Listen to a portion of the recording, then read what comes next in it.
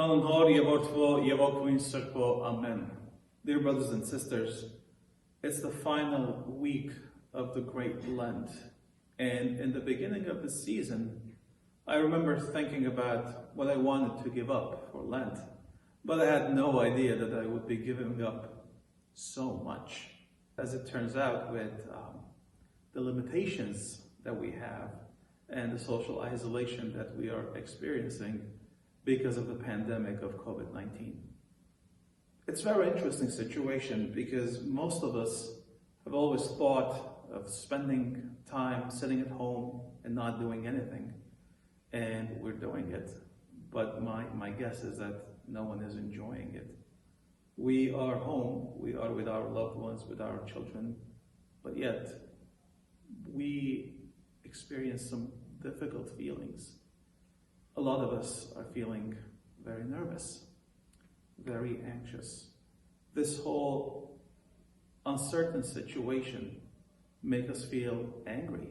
We find ourselves to be snappy at the people around us, maybe our children who are not finishing their homework at time.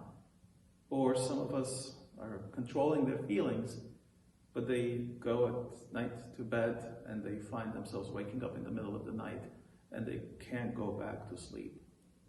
This is a very difficult situation, and we need to understand that we didn't do anything to end up in this place.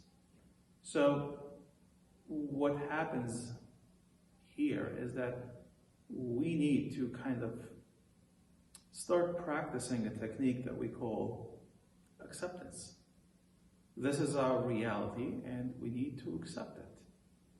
It's like, and this may sound a little weird that I'm giving this example here in the church setting, it's like playing a card game, and what you have in your hand is the hand that has been dealt to you. What do?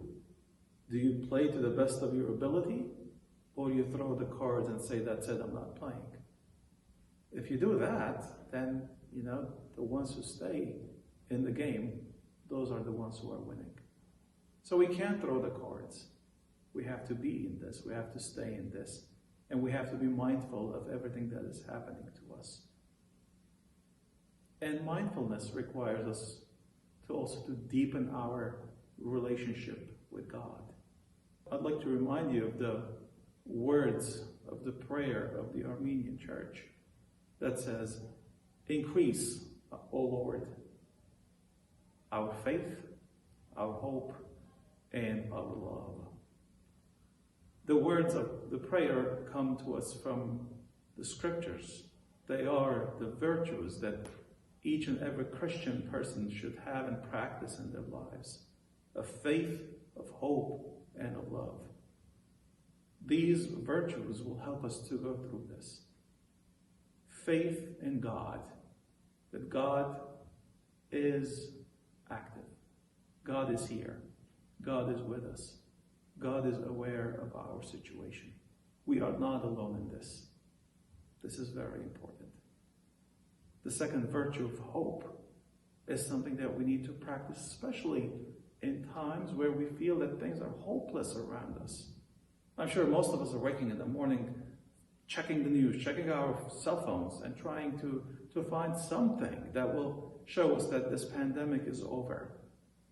And most of us are just frustrated. But we can't lose hope. Hope is practiced, especially in these times when things are hopeless. And that's the virtue of hope. The knowledge and the confidence that God will bring joy back to our lives. And in the meantime, we practice love. Loving people who are around us. Loving our children. And most especially, showing love and compassion to ourselves. Showing compassion to people who have less than we do. And when we practice these virtues, our pain will become a little bit more bearable.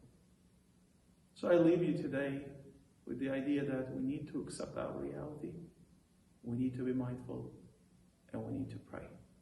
May God bless you all.